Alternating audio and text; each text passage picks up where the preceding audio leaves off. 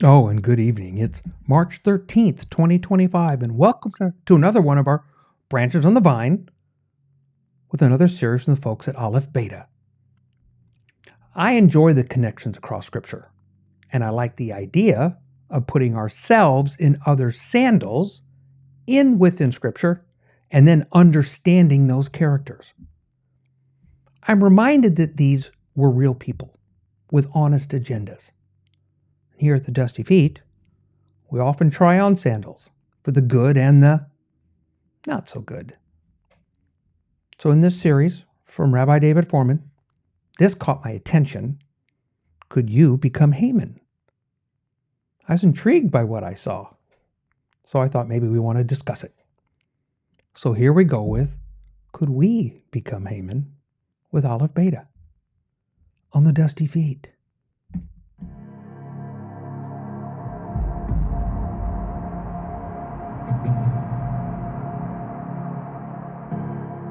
And before we forget, if you do find these kinds of podcasts useful, then please click that subscribe button. Those reminders, they just help you. But also, if you think these might be useful to others, you click the like button, because that is how YouTube chooses to share these to more people if they wish. So the Scroll of Esther, it's an interesting story. It is one of only 2 scrolls in our collection of scripture that never mentions God by name. The other one's the Song of Solomon. But did you realize that the name of God is never mentioned in this book? Yet the story and the history behind this scroll, well, I think it's well worth our time. I expect this to probably be a 3-part series, maybe 4, as we explore the history, the cultural connections, what puts us into the story, and the rescue from attempted genocide. So let's listen and begin the story that Rabbi Fohrman is starting to unveil for us. Enjoy.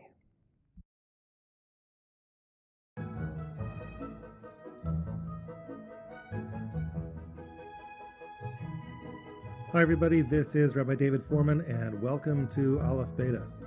So Purim is a great holiday for kids, lots of dress up, lots of sending around treats, lots of noise making. And when you get your first look at the book that's read on this day, the Scroll of Esther, it too kind of looks like a child's story, sort of like a fairy tale. You know, look at the arch villain, this man by the name of Haman. Sure, what he's plotting to do is terribly serious. A genocide carried out on a single day when all men, women, and children from the people of Israel are slated to die. But how we relate to it is kind of like a fairy tale. Every time Haman's name comes up, he gets booed. We dress up like him, make fun of him.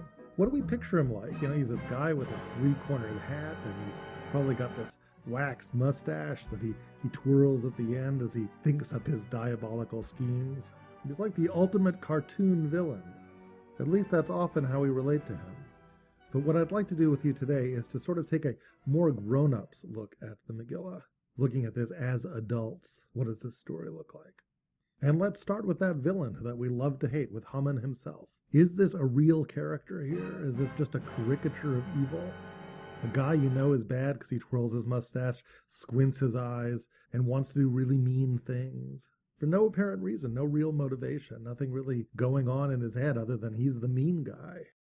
Or is there some sort of real-world struggle, some sort of conflict that Haman faced and failed at?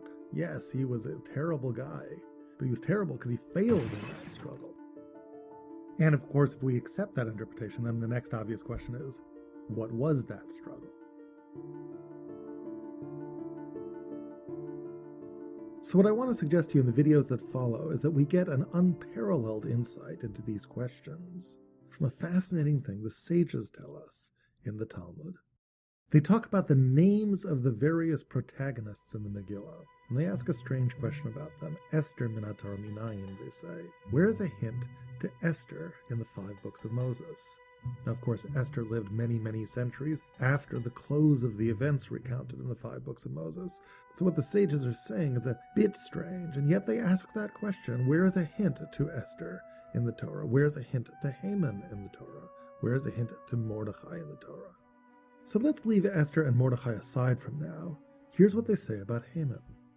The hint to Haman within the 5 books of Moses, according to the sages, actually comes from one of the very first stories in the entire Torah, the story of the tree of knowledge of good and evil.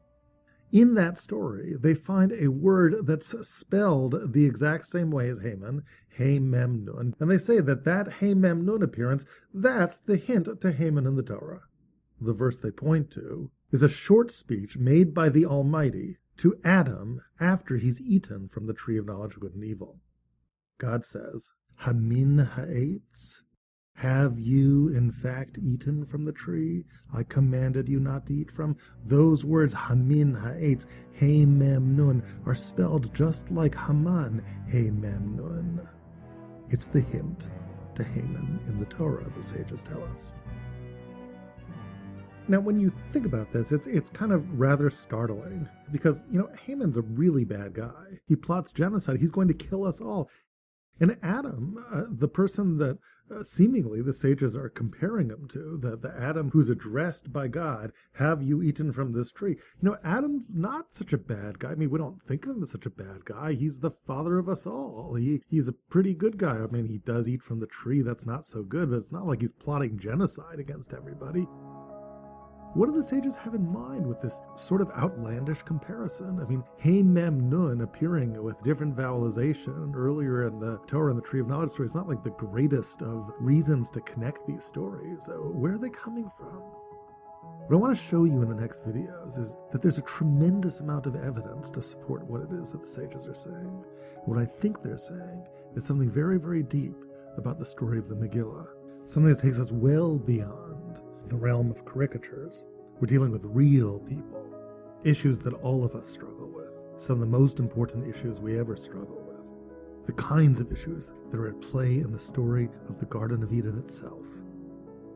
In order to get some background and to lay the groundwork for the journey I want to take you on, I want to go back with you to the story of the Garden of Eden, to try to get a handle with you on what is going on in that story. And once we've done so, come back to the Megillah.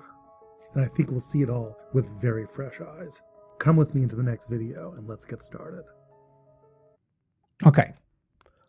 So one of the things that I like about the Rabbi is that he introduced me to the idea of many of the people in Scripture that their lives are wrapped around tests, as in decisions that they need to make, and then those decisions and their impact on the entire biblical story. It's interesting inside because we're going to get a theme, right? As you can see, this one has a redemptive theme. There's a point. Okay, so how do we do this time? Do we get the story better than it had been handled in the past? Because that's one of the best parts of the Ruth story. It's the same thing. Is that okay? That we've seen this pattern in Scripture. We've seen it played out. We've seen it flipped around, put on its head, turned upside down. But the elements are all there. What were the choices that the different people had to make? So in Esther's story, we see the same thing. These people, it's their test. It's their time to make choices. And in this particular discussion, our focus is going to be on Haman. Because we've seen big tests before, like the groups of people at the base of Mount Sinai. We have Abraham with the sacrifice of Isaac. I have a different take on that, but you can check out that series to take a peek at that. But it's about the questions we're asked, how we respond, how the other people in the story, do they help us? Do they hurt us? Are we hearing their advice? Are we ignoring it? I mean, are we heeding the ones we should ignore? And are we ignoring the ones maybe that we should heed? Yeah? I enjoy linguistic connections. And to be truthful, it's ironically with my hearing, it's the hearing that we notice it most. I think it goes along with the thought line, although now we tend to think where we heard this before, and we think where we read this before. But it seems in Hebrew, that phrase maybe needs to be taken maybe a little more literally. But as we mentioned, there are many repeated connections, many different patterns, both oral, right, and physical, even including the flip side of a coin. So let's listen to the second part. And the question's there. I can see myself in Adam's sandals. So then that's a weird picture. How does that connect us to Haman? Let's see. Back into the garden for a minute. I want to start with, come with me back into the garden for a minute. I want to start with you with the most basic intuitive questions that you sort of could possibly ask about this story. I've been teaching this story for a number of years. Here are like the top 3 questions that I tend to get. The first, what exactly was the nature of this mysterious tree? A tree of knowledge of good and evil? Such a strange thing. What exactly was this knowledge? I mean, the text tells us it was something godly. The serpent says, on the day that you eat from it, you'll become like God, knowing good and evil. What is this godly kind of knowledge of good and evil? What does it really mean? Here's another question. What really was the temptation here? I mean, it just seems so easy. You and I could have withstood this test, right? You're in paradise. Here are all these trees. You can have any tree that you want. The only thing you got to do is avoid the one tree. And what happens? That's the one tree we got to eat from. I mean, why was it so hard? You can eat from everything. Why'd you have to have that one? And lastly, a third question. What was God thinking here? Why would God put the tree in the garden if he really didn't want us to eat from it? What's the deal with that? Okay, so you got it. Those are our 3 questions. What exactly was the nature of the tree? How could we have failed such an easy test? And why did God put the tree there if he doesn't want us to eat from it? Let's try and take a stab at dealing with these 3 questions. We'll start with the last one and work our way backwards. Why put the tree in the garden if he doesn't want mankind to eat from it? So let me ask you a question. You're a parent. You give a gift to a child. What do you want to see from that kid? You really want to see 2 things. And I think I've talked about this with you earlier in our videos back in Parshat Chokotai last year. The 2 things you want to see is A, you want to see the kid enjoying the toy. I mean, I give you this beautiful toy. I want to see you enjoy it. The second is I want you to understand that it came from me. Sometimes that understanding is conveyed by saying thank you, but it doesn't have to be by saying thank you. I really don't even need you to say thank you. I just need you, when you play with the toy, to understand that that was a gift from me. You shouldn't live in this fantasy world and think that's just the way the world is, that you have these toys, because that destroys the relationship between me and you. I gave you this gift. I want you to enjoy it knowing that it came from me. So now let's bring these ideas back into the garden. God is our parent in heaven. We are his child. He's given us this gift, all of these trees. What does he want? He wants us to enjoy eating from all these trees. He says, Mikol eitzak anachot ochel. From all of these trees you shall eat. Surely eat. It's the first positive command in the Torah. Enjoy all these trees. He just wants us to understand that the trees came from him. How do we convey that understanding? There's one tree that's his. By honoring the prohibition not to partake of God's own tree. That's the way we convey our understanding that we're guests in the garden, that we're not the owners, that we're there at God's pleasure, that what he's given us with all these trees are his gifts, and when we enjoy them, we're enjoying what he has lovingly bestowed to us. Okay, now that we've laid this groundwork, we're in a position to answer the question, what was the temptation to eat from that one tree we weren't supposed to eat from? The temptation was to see yourself as the owner of the garden. You know, it's not so convenient to acknowledge you're a guest. If I'm a guest, it can all be taken away from me at some point. If I'm a guest, I owe gratitude. I'm indebted to you. It's not so comfortable to always feel like I'm indebted to you.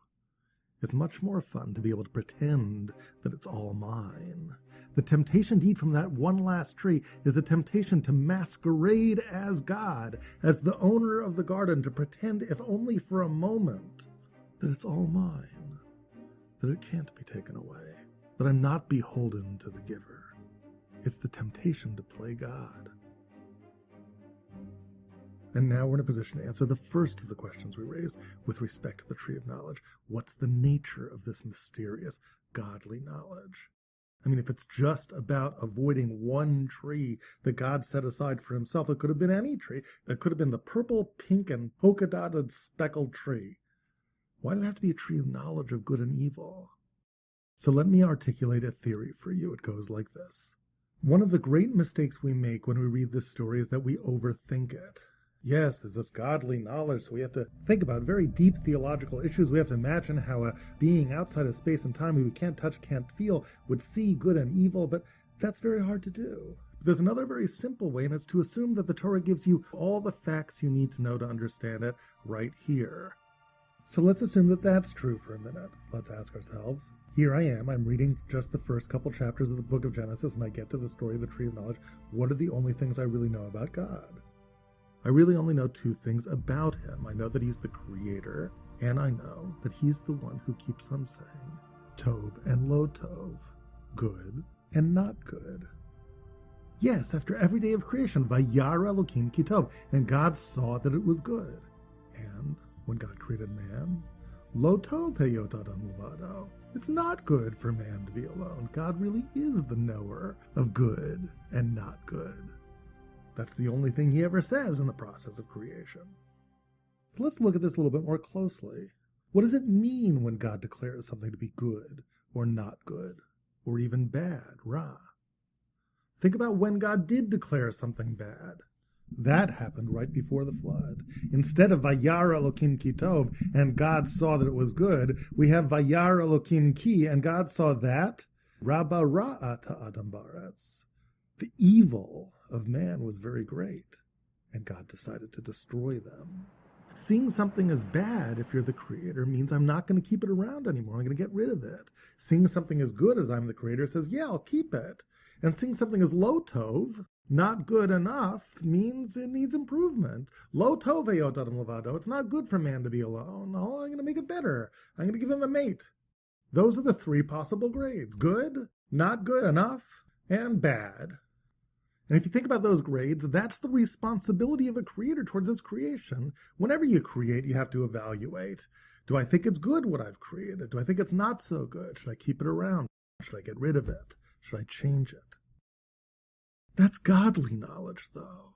It's not human knowledge. It's the business of a creator to do that. It's not the business of a creature, of the created. You know, there are certain decisions you get to make as a creature, as the created one, but one of them isn't, this is the way things should be. This is the way the world should be. You know, I often give the Monopoly board analogy to creature and created. You know, little hat and little shoe, as they go around the board, they get to decide whether to build a house on Park Place, but they don't get to decide whether Park Place should be on that side of the board or this side of the board. Only Parker gets to decide that, right? The game's made by Parker Brothers. And now I think we can understand why eating from the tree is so terribly disastrous.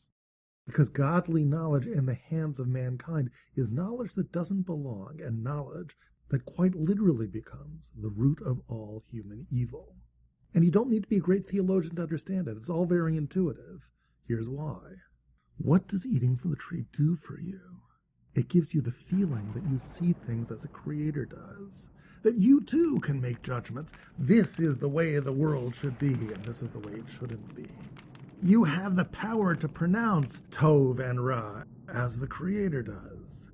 But there's a problem here. There's a confusion here. Because we human beings, there's another kind of Tov and Ra that we're familiar with. The Tov and Ra of desire. See, Tov and Ra have two meanings. Tov can mean good in the sense of moral, right, and just. But it could also mean good, as in the way I like it, the way I desire things. The macaroni and cheese is good doesn't mean that its nutritional value is good necessarily. It means that I like it. It comports with my desire. The broccoli is bad is not a judgment about the broccoli in any objective kind of way. It's a judgment about me, what I like and what I don't like. I don't like it, it's bad. And human beings, well, we're very familiar with the Tov and Ra of desire. But now, when we think we can pronounce Tov and Ra, as in the way things should be, we can very easily confuse the two and mix up one for the other. No greater example of this than the moment that Eve reaches for the tree itself.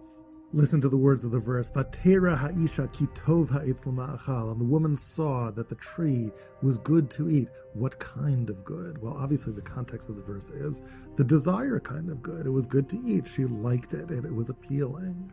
But listen to the words, Vatera ha'isha ki tov. That's just the feminine form of Vayar Elokim Ki Tov. And God saw that it was good. And the woman saw that it was good to eat. So what kind of good are we talking about? There's a part of her, a part of mankind, that when you look at the thing that you want to eat says, this is the way it should be. I should be allowed to have this. Because I want it, that's the way it should be. And in that kind of world, I can rationalize anything. In that kind of world, I'm never wrong. Because whatever I want, that's the way it should be. You know, one of the really maddening things about living in the post-tree world is that no one ever thinks they're wrong anymore. No one ever thinks they're evil. You can meet the most evil guy in the world. They don't think they're evil. They think they're doing the world a favor. Hitler himself kills 6 million Jews, and that's the way the world should be. Desire can now hide behind a smokescreen. It never reveals itself for what it is anymore. It dresses up all high and mighty as the other kind of good, the just and moral and true kind of good. This is the distortion of the post-tree world. And it has so many real-world consequences. I mean, every day, it's not just Hitler and Stalin that become possible through this. The destruction of all our interpersonal relationships comes through this. Think about the natural inability to compromise. Where does that come from? I get into an argument with you. Why is it so hard to get out of arguments? Why is it so hard to compromise? Well, you know, if I understand that I'm Little Hat and I have one perspective, that you're Little Shoe, and that you have another perspective, so then we can compromise. But if I'm Little Hat and I think I'm Parker, I have the way of looking at it. How can I compromise? I mean, the truth is with me. I'd be giving in on the truth. I can't lie. I should back down on what I know to be true and right and good because, what, just to get along with you? Our propensity to dress up our own self-interest, our own desires in the noble robes of principle and justice and truth and righteousness is a very poisonous thing. And this easy conflation of the two kinds of good, desire and that which is noble, right, and true, is the great struggle in the Megillah too. Let's go back now to read the Megillah and focus once more on that strange comparison the sages make between Adam and Haman. What might they mean by that? Let's see. Okay. So I liked the 3 questions. Because when you first hear them, you ask them, they come along with almost a duh, because they're simple questions, and yet I think they're extremely profound. 1, what's the deal with the tree being there? 2, what's the temptation of the tree? And 3, why would God put in a forbidden tree? I like the rabbi's approach of taking us back to a parent-child, right? Because I believe this is the story's beginning in that parent-child relationship. This is where we actually are in the story of Genesis. Okay, I want to quickly take a turn here. And I want to throw out a question, 1, because I can, and 2, because I want you to talk about this amongst yourselves later. Okay? When we think about being an adult, we also think about the experience, right? The experience needing to be one to be an adult. Because I remember thinking when I was 17 or 18 years old and I had the world figured out. I could be an adult. I had it. I knew what was going on. I got it. Truth is, I probably couldn't have been further from the truth. I think at times we think the story with Adam, and it dawned on me when we've been looking at this, we really don't have stories of his life. No, stories of his experiences, stories of what he'd been through. Follow me? We love to fill in the gaps. We love to say, well, for instance, who knows how old he is? I mean, who knows how old he is? We fill in the blanks. We draw pictures, but later we get stories that say how old he was when he died, but we get very, very little about his life. Merely some brief interactions with his choices and his wife. Now, understand that not all of his choices were bad, right? God gave him the responsibility to name everything on the planet, right? As in nature. think it's a pretty important task. And to be fair, I think he did a pretty good job. Just something to think about. We like to fill in blanks regarding whatever age we think they are.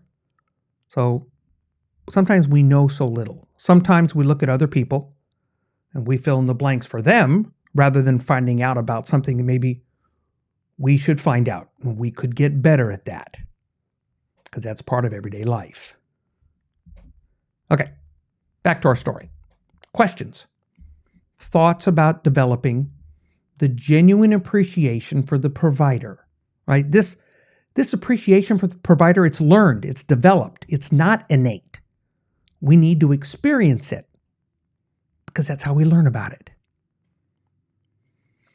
So maybe it's become more challenging when we don't have a healthy appreciation for our provider, right? Either our parents or God. I think many of our challenges in life are rooted in our experiences with our parents. So if that hasn't been good, at least in the beginning, it already gives us a shaky one. So why are we surprised by this story in the garden? I mean, the way the Rabbi talks about it. Okay, so one of these things. You're at your house, and the entire house is at your disposal as a child. I mean, you can crawl around. In the beginning, your parents protect you. They put up gates on stairs and places you can't go, but because we can still hurt ourselves just within the house, there's still the safety of the environment. But the reality is that it's all theirs. It's there. It's the grown-ups. As you grow up, that's when you learn. That's when you appreciate those pointy, sharp things and things can give you electrical shocks. Because some things in the house, they're not for your use as you're growing up. They're not yours. I think we all have experienced this question in our lives. And sometimes it's not a pretty picture. Because then we ask the question, well, then, like in this, what's the temptation? So what's the bottom line? Why am I driven towards that, right? The temptation to maybe start with, maybe pretend probably does this. Like when we played house as kids, right? You just pretend you're in charge of something. You pretend of whatever it is, a business or this, whatever. But that pretending, when that becomes a thought of, well, what if it was mine? Then how are you going to treat it? How are you going to look at it? How are you going to take care of it? But then that leads to the last one. Why isn't it mine? Maybe it should be mine. Because I think we've lost track of the gift of the provider. I think maybe that's why one of the 10 words, right, the big 10 that came down from the tablets on the mount is honor your mother and your father. I didn't look at this before, and maybe it adds more depth to that instruction. I don't know. But we see this expressed in our everyday lives. So that now, I guess when you overlay our everyday lives with those choices in the garden, then it puts us right smack dab in Adam's and Eve's sandals. We're right there. I mean, we may deny it, but we're right in the middle of it. And that, of course, then raises that third question. So what's the nature of this tree in the garden? As said, could have been any tree, right? So we get as to the why, because the question then is about really the knowledge of good and evil. So one of the other things that hit me that happened as this teaching was what we had known up to that point. Because it hit me. If I was an infant, if I was a young one, sometimes what do I know about my parents? I mean, honestly, really, truthfully, what do I know about them? You don't understand. You don't ever think this picture is there. Or that then we would get to hear where this would be so stark now as we're talking about God in this scenario, and then we're equating our parents. because they're the creators of you. As in then coming together and you're the result. But from the very beginning, the parents, they're the ones that help us start to develop the good, the not so good, the bad. It starts very basic, right? It starts with boundaries. And even they grow. Because that's what parents do for children. As we grow up, though, our rebellion comes from wanting to determine the next part. We want to determine the good, the not so good, the bad. We try to take the choice. We argue about what we eat, when we go to bed, what we want to do. Because that question gets addressed at a very, very young age.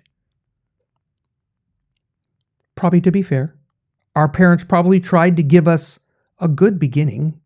I know they did. I know they did their best. I know they tried. But looking back on the story, well, we see lives. We see our lives. So our question with God is with this ideal beginning, and still we ask the questions about the choices that were made. So when the rabbi gets to the point, and he's talking about choices, and then he says, it's not just about sometimes what we think about as the black and white of good and evil. Because I agree, I think there's more nuance than that. And maybe that's why God's choices, God's desires, make it better for us. Because what resonated with me was the desire part. That point of my desires. And would I be willing to forego that? Because I think the most potent example, probably in all of history, honestly, is the Messiah when he goes, not my will, but thine. Yeah. He says, it's not my desire. Even in the garden, when he's off praying, he says, I don't want to do this, but I do want your desire. And then we saw him live that out. Kind of makes you think, doesn't it? I mean, okay, so it sounds like maybe a big, huge thing, and it is in a straightforward way, but God does have a particular desire. He makes that desire known. He causes it to show up in different stories, in different circumstances, in different choices, and the decisions that we get to make. But his choice, he says, here are some of the ways that I want you to think about, as in like Torah. Yeah. When you come upon that choice or that desire, these are some of the things I want you to think about when you get there. You stand in front of the tree. Because I think that's the most substantial part of Torah. It's just that. It's the everyday stuff. Okay, when I reach this choice, what do I have?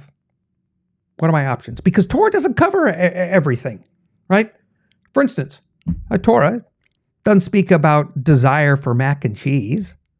I mean, I love my mac and cheese. I desire mac and cheese. My wife is a chef, you all know, who makes the most incredible baked mac and cheese from scratch that I've ever had. My contribution to it? I grate the cheese. I love grated cheese. And while I'm grating cheese, well, I'm probably also eating cheese. Guess that goes with the territory. But the biggie, really, on anything is my desire. It's your desire. Because sometimes when asked, what would you like? Maybe I can defer my desire and say, what would you like? Maybe I become more adult.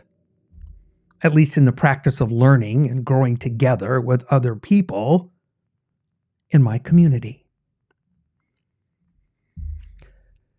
In the garden, the rabbi discusses the desire to look at the tree with Eve, right? The phraseology used there is the feminine version of the same thing, right? When God saw that it was good, So, and you'd think that with God, his desire was there, and it was good.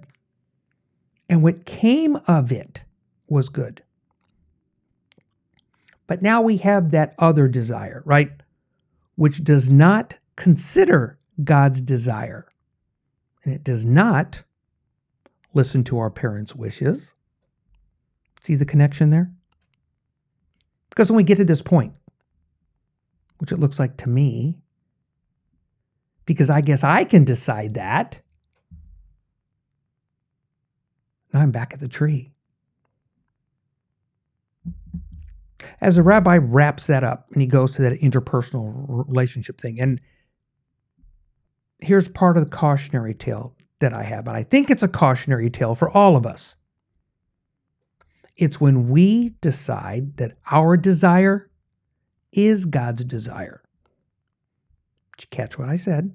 I said our desire, how we want to see it, to call it good or not so good or bad, that it equals God's desire because, of course, God's on my side, right? I think that's a very slippery slope because really, are we so sure? Do we need to consider another thought? Because the rabbi brings up a point, and I liked it, about compromise. In other words, maybe I'm not sure about God's desire. So in this, you have a view, and I have a view. Maybe we can find a way to live together through those views.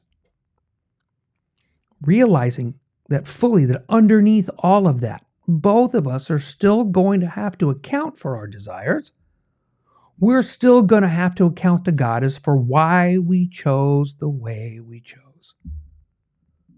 We don't get away with that. We don't get to say, hey, what I do doesn't matter because God won't hold me accountable. Because it doesn't seem to be the story in the scriptures. I know there's some that hold this position as a theological one. I'm just not compelled to believe it matches the biblical story. Maybe even the desire of our Creator. So when we loop around and we say, okay, we're back to, hey, I can put myself in Adam's sandals. Because if the teachers see a connection between Haman and this, well, right now the sandal fits.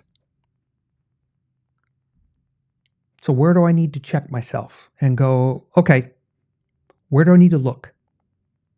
So I think this is where the sages are going to take us with this. Here's the cautionary tale. What do we need to prepare for? So that's where we're going to start next week. It'll be okay. So we've looped back around. We're going to return to the story of the Megillah, right, in the scroll of Esther. And we're going to see these connections and to find out where they continue to take us. Because then that probably would cause us to walk with humility, fear, trembling. Might be worth pondering. And a minimum, discussing amongst yourselves. So, thanks for joining us tonight for another edition of Branches on the Vine with the folks at Aleph Beta with Could We Become Haman on the Dusty Feet?